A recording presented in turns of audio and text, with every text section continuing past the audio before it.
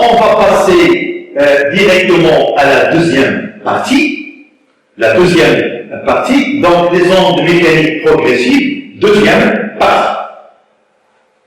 Bien. Donc, troisièmement, vitesse de propagation d'une onde mécanique. 1. Vitesse de propagation pour célérité d'une onde. Donc, vous aurez la célérité d'une onde progressive est égale au quotient de la distance séparant deux points du milieu par la durée qui sépare les dates de passage de l'onde en ces points. Voilà. Donc, vous aurez l'expression de la vitesse V, c'est D divisé par delta T avec V, la célérité qui sera exprimée en mètres par seconde, et D, c'est la distance en mètres, et le temps qui sera exprimé en secondes. Bien. Bon, maintenant, quels sont les facteurs? Donc, deuxièmement, quels sont les facteurs qui influencent la vitesse de propagation? Donc, on va commencer par l'effet de la forme de la perturbation. Les courbes représentent, comme vous le voyez ici, vous aurez une courbe, la première courbe représente la première perturbation à un instant T1, d'accord? Et la deuxième courbe représente la perturbation T2 à un instant. C'est-à-dire ici, je viens de reprendre l'aspect de la courbe, par exemple, ou bien de la perturbation à un instant T4. Bien. Donc, j'aurai ici, les courbes représentent les variations d'allongement d'un point M, appartient à une courbe située à une distance de Sn.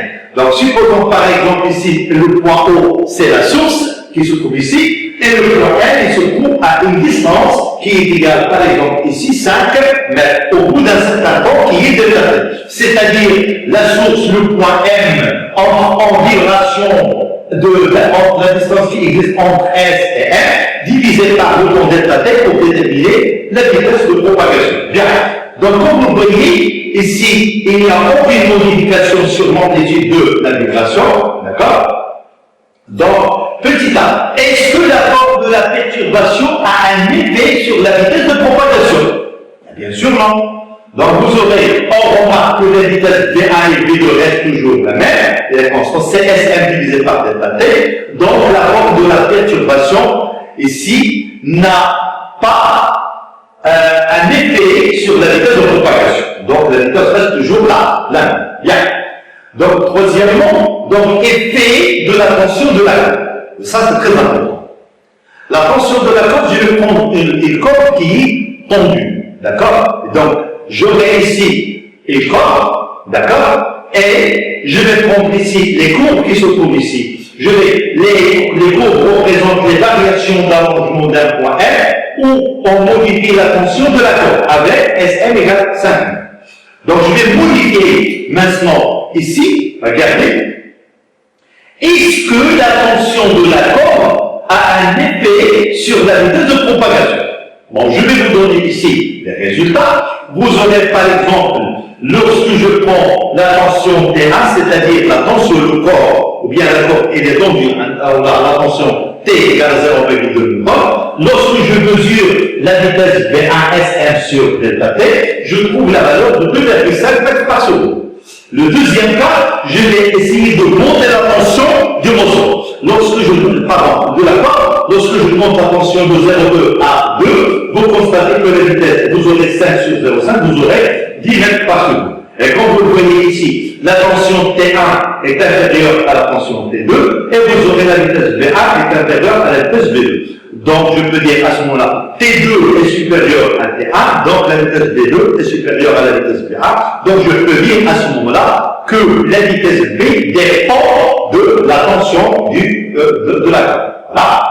Donc, on remarque que V1 est différent de V2, donc la tension de la corde a un effet sur la vitesse de propagation, donc T2 supérieur à T1, donc V2 supérieur à V1, donc plus la tension de la corde augmente, plus la vitesse de propagation augmente N. Maintenant, on va passer ici, est-ce que la masse linéaire a un effet sur la vitesse de propagation? Qu'est-ce que ça veut dire la masse linéaire? Donc je vais prendre la masse linéaire. Mu est égal à N sur N.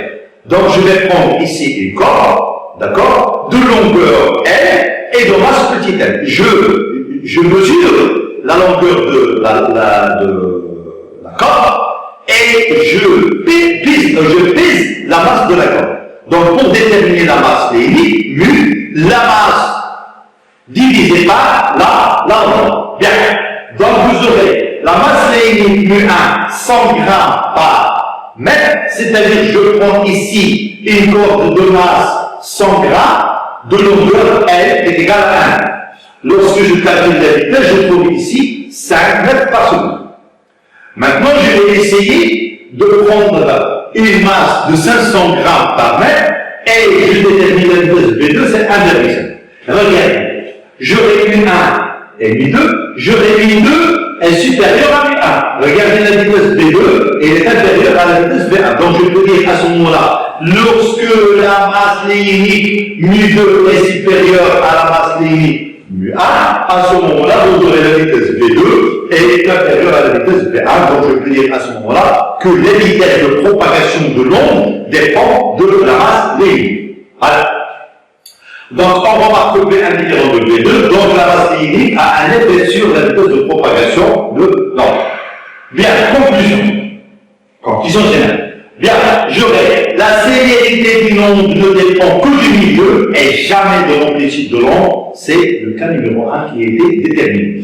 Ensuite, la célérité de l'onde dépend de la tension F, d'accord, de la corde et de la masse lénique mu, masse par unité de longueur, donc vous aurez mu est égal à M sur F de taille. Bien.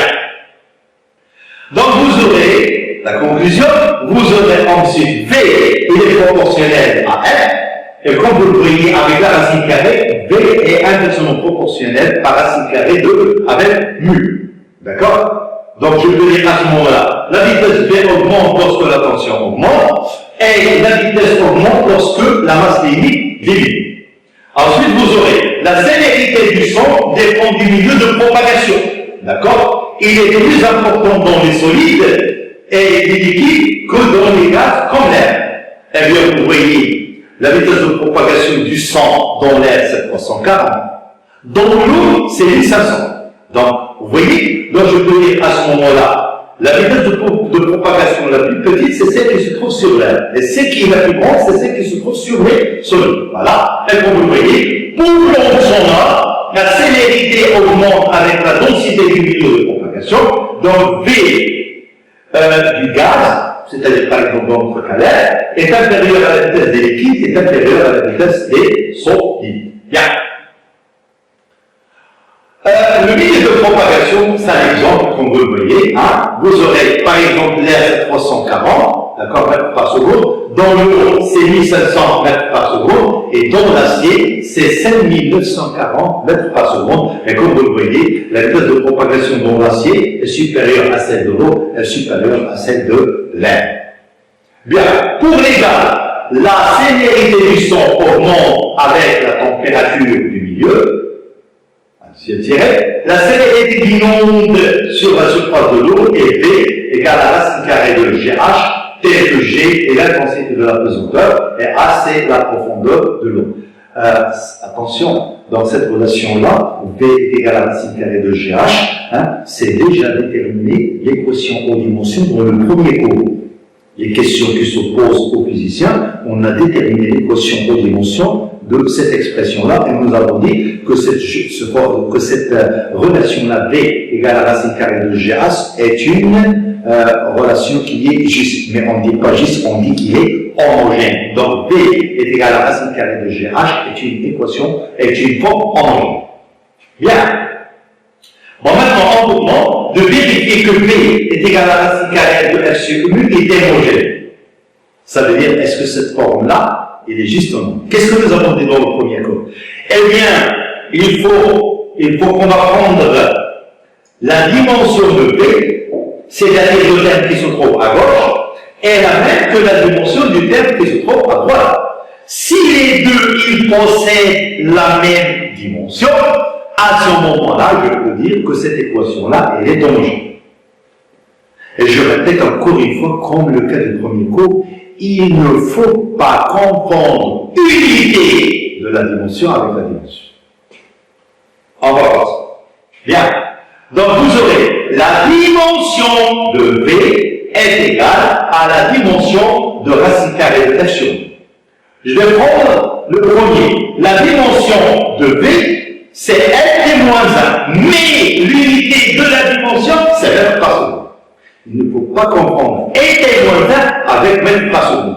Si quelqu'un vient de mettre la dimension de V égale mètres par seconde, c'est faux. L est moins 1. Mais l'unité de la vitesse, c'est mètres par seconde. On va passer au deuxième terme. Le deuxième terme, est-ce que racine carrée de f sur mu, il possède la même dimension que v, c'est-à-dire L moins 1, ce qu'on va voir. Bien. Donc je vais remplacer mu par sa valeur. Mu c'est quoi? C'est m sur l. Je l'inverse, j'aurai racine carrée de f sur m, d'accord?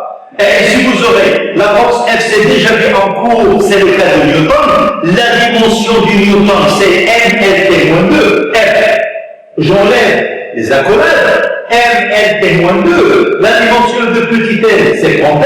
La dimension de petit m, c'est grand M. Je simplifie M avec M. Il vous reste ici L au carré, T-2. Racine carrée de L au carré, T-2. Et vous aurez T-2 L au carré, L-T-1. Donc L-T-1, c'est l'unité, bien la dimension de ce terme. Celui-là, il possède ici L-T-1. Le terme qui se trouve à gauche, il possède L-T-1. Le terme qui se trouve à droite, lui-même, il possède L-T-1. Donc, je peux dire que V est égal à racine carrée de F sur mu et tangente. Voilà. Donc, V égale racine carrée de F sur mu et tangente. Bien. Exemple. Bon, je vais prendre par exemple ici le cas d'une corde. Hein? Une corde de longueur ici L. Je vais prendre la longueur L est égale à 2,5 mètres. D'accord? Et lorsque je pèse, c'est pas ça. Je pèse ça, cette masse-là. On trouve la valeur de la corde, c'est 50 grammes. Et non pas la masse qui est accrochée. D'accord? Bien. Donc, calcul de mu, qu'est-ce que je fais pour mu? Mu est égal à M sur L. C'est 50 grammes divisé par 2,5. Voilà. Mu L sur L, vous trouvez la valeur de 0,02 kg par mètre. Essayez de faire des calculs vous-même. Hein? D'accord? Bien. Calcul de F, de la tension.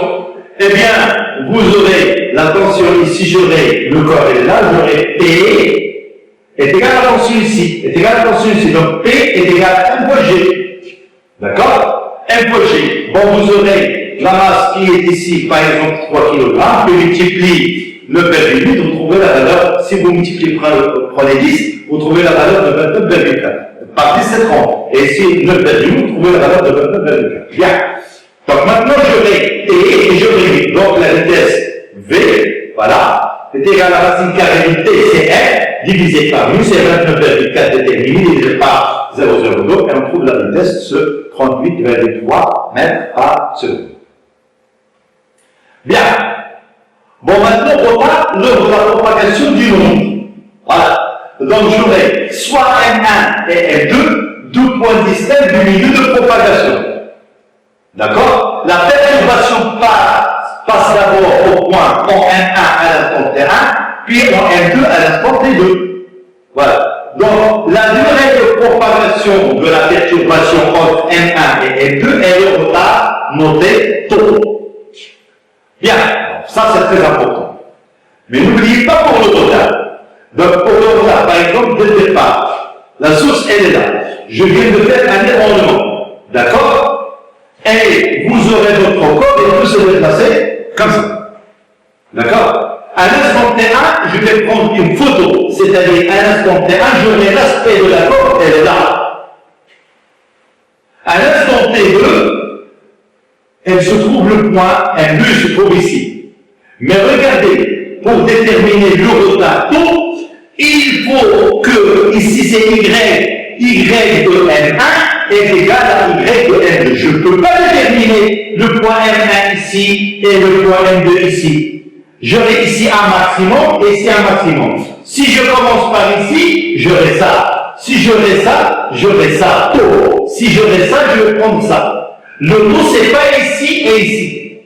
Le tau, c'est pas ici et là. Voilà. Donc, j'aurai un maximum ici, j'aurai un maximum. C'est-à-dire que pour déterminer taux, il faut que vous aurez Y, l'amplitude de M1 est égale à Y de M.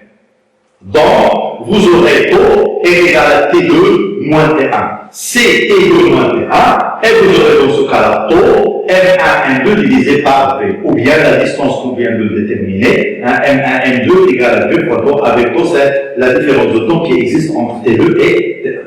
Bien, M1, M2, distance entre les deux points du milieu de propagation, et V, la célérité de l'onde. Ensuite, remarque, si l'origine S est le siège d'un signal YS à l'instant de date T, au même point N, la abscisse X reproduira le signal avec un retard taux au M, le signal de la borne, vous aurez YM de T est égal à YS T moins T. C'est-à-dire, si je mets par exemple un instant T, le mobile, ou bien le point M est là, la source elle est là.